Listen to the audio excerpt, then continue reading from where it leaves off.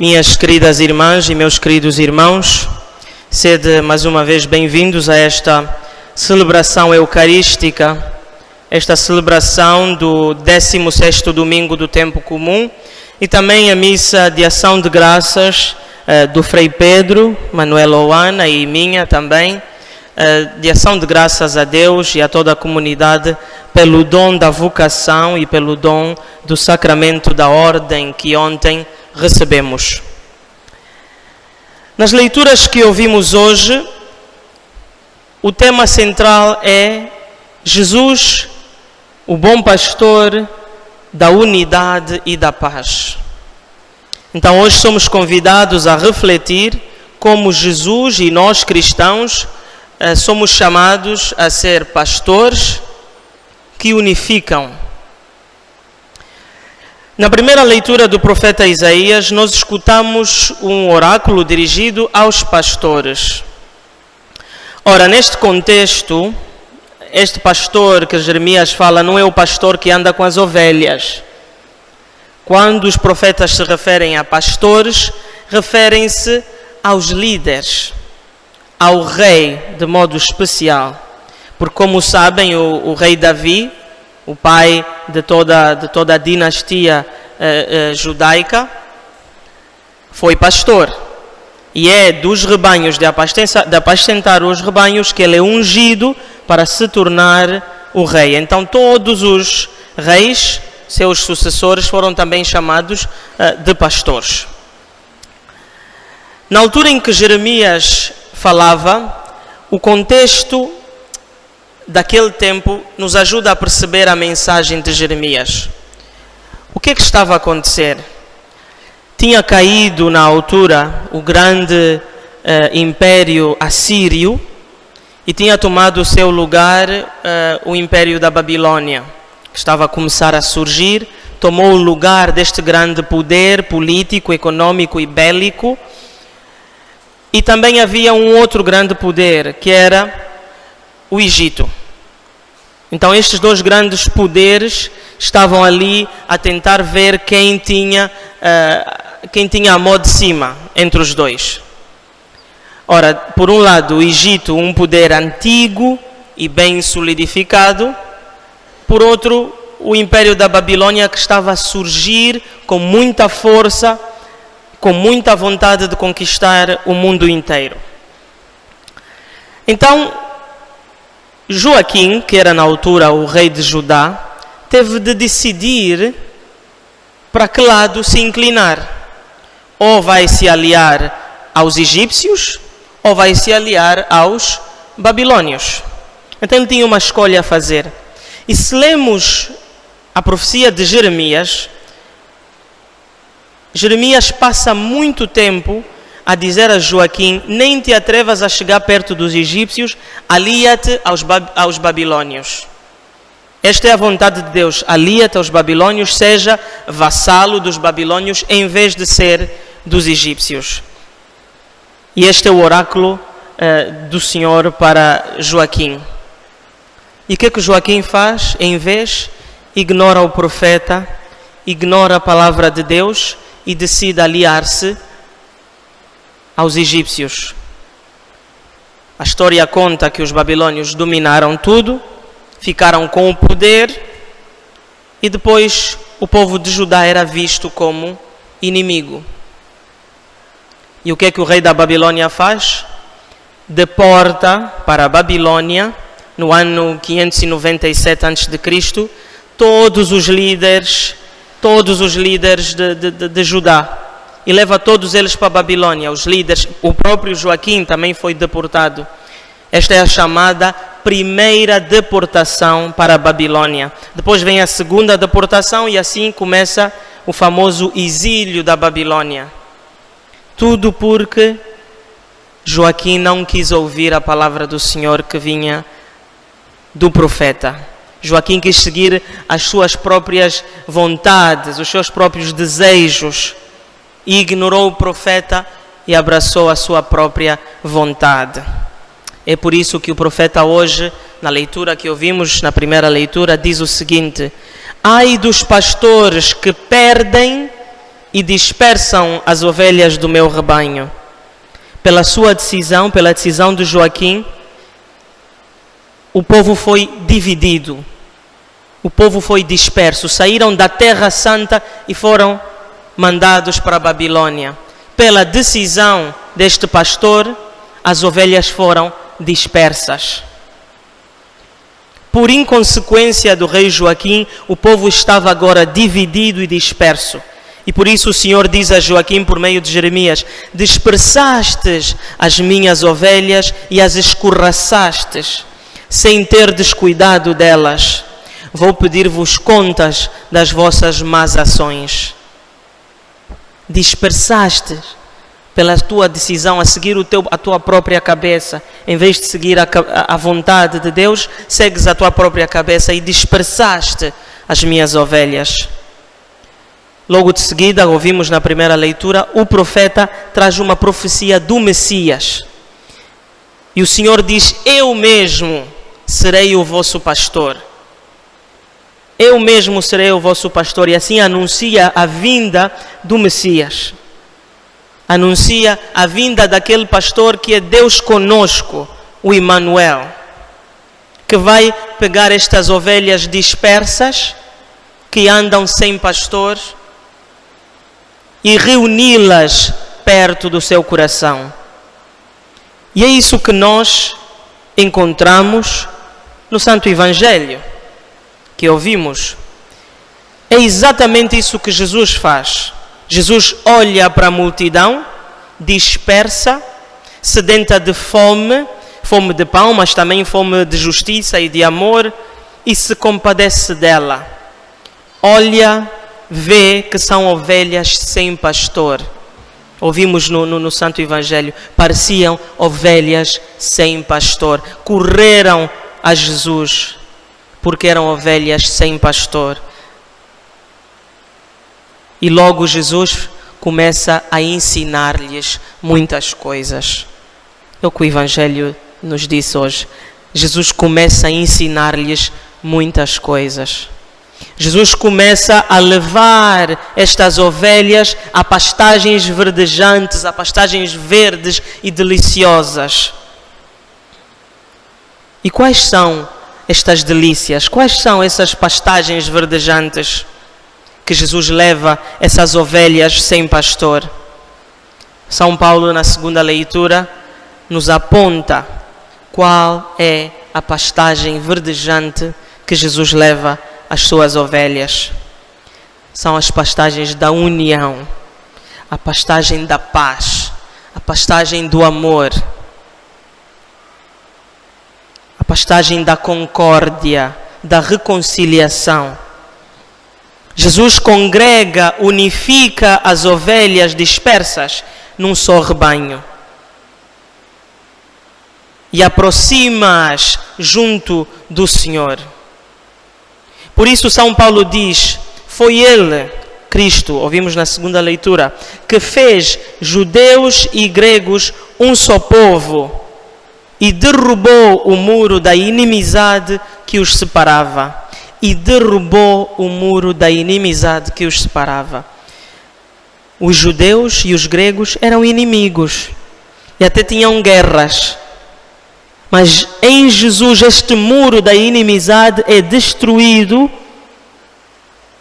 e a unidade, a paz é restaurada. Estas são as pastagens verdejantes a que Jesus nos leva, a pastagens de paz e de unidade. Jesus é o bom pastor que reconcilia todos e anuncia a boa nova da paz, da boa convivência, da amizade, do amor ao próximo. Ele derrubou os muros da inimizade, os muros da discórdia, os muros da indiferença, os muros do individualismo e do egocentrismo. Jesus derrubou estes muros todos e construiu pontes que ligam, que unificam.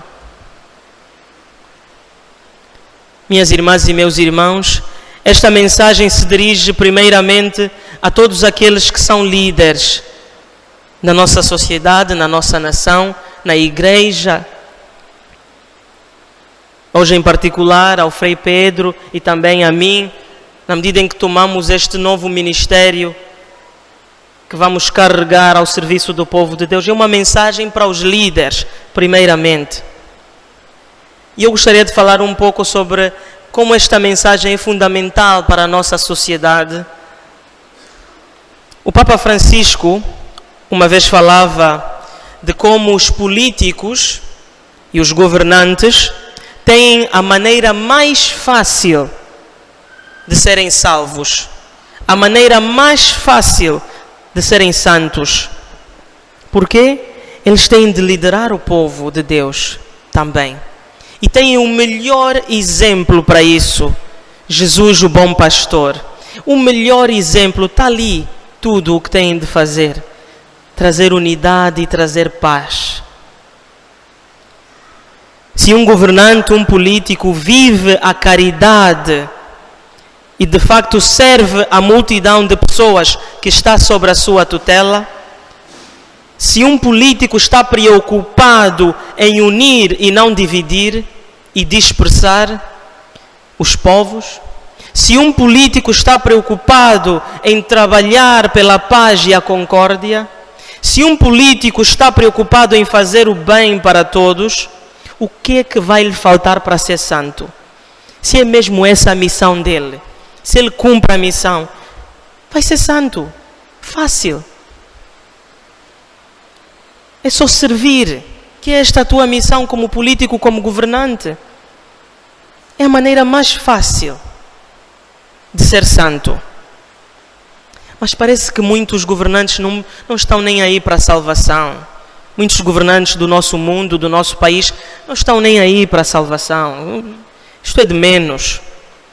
Pois muitos fazem exatamente o contrário. Fomentam a discórdia e guerras. Fomentam sofrimento para poderem guardar um pouco de dinheiro no bolso. Eu lembro-me de alguns anos, tivemos um escândalo na sociedade angolana. Tínhamos muitos casos de malária, como tivemos este ano. E veio ajuda do exterior, ajuda internacional. E o homem que estava responsável, o que é que fez? Inventou uma clínica falsa, desviou todo o dinheiro para ali e as pessoas estão a morrer de malária. Era tão fácil, o dinheiro não é teu, não foi você que trabalhou. Entrega às pessoas, ganhe o reino de Deus, faça o que tem de ser feito. Por que é que vai roubar? Parece que é uma questão de escolha, meus irmãos e minhas irmãs. É uma questão de escolha. Então tu, meu irmão e minha irmã, que estás na política, no governo da nossa nação, saiba usar da política como autoestrada para a salvação. A política pode ser uma fonte de salvação, uma autoestrada para a salvação, se fizeres o que de facto prometes fazer. Pois também é verdade que o mau exercício deste serviço também é uma outra autoestrada, mas não para a salvação.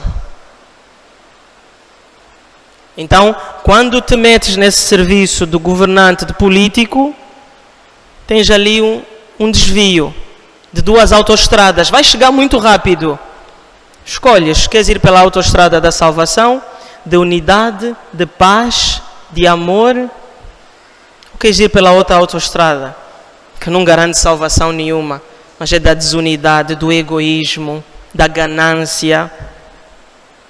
É uma questão de escolha, meus irmãos e minhas irmãs. Mas a mensagem de Cristo, bom pastor, não fica só pelos governantes. Também é aplicada a cada um de nós. Pois no nosso batismo fomos configurados com Cristo e passamos a tomar parte das três funções de Cristo. Cristo sacerdote, profeta e rei. Então cada um de nós, batizado e batizada, é sacerdote, profeta e rei. Rei, assim como Joaquim era rei. Pastores, servos dos outros.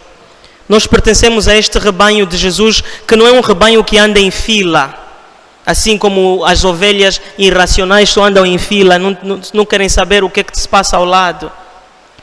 Nós andamos assim de uma forma diferente, parece um círculo que vai para a frente e olhamos uns pelos outros. Somos pastores uns dos outros e todos juntos olhamos para Jesus, o modelo de bom pastor, que nos ensina que o bom pastor é aquele que unifica, aquele que constrói a paz. Cada um de nós é chamado hoje a ser construtor da paz e da unidade, meus irmãos e minhas irmãs. Devemos derrubar os muros da inimizade e da discórdia. Devemos derrubar estes muros. Mas às vezes parece que estamos mais empenhados em construí-los. Estamos bem empenhados em fazer que o muro que divide, o muro que separa, o muro da inimizade, da discórdia, da guerra, seja cada vez mais alto e mais forte. Este muro é construído através de várias coisas. Através da difamação do próximo, através da exclusão do próximo, da indiferença, mas acima de tudo hoje queria realçar através da fofoca. Através da fofoca. O falar assim do outro só para denegrir a imagem do outro. Esta prática de falar mal do irmão com o único objetivo de denegrir a sua imagem só constrói o muro da divisão e da discórdia.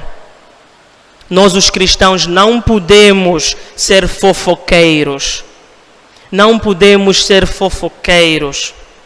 A fofoca é um dos grandes males e pecados da nossa geração. Como dizem, uma boca doce. Boca azul, toda hora. Cristo olhou para a multidão, teve compaixão e começou a falar com eles.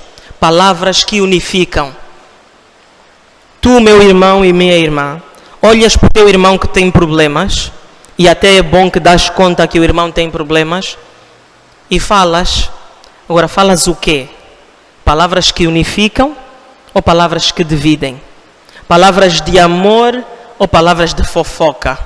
Para denegrir o irmão e a irmã.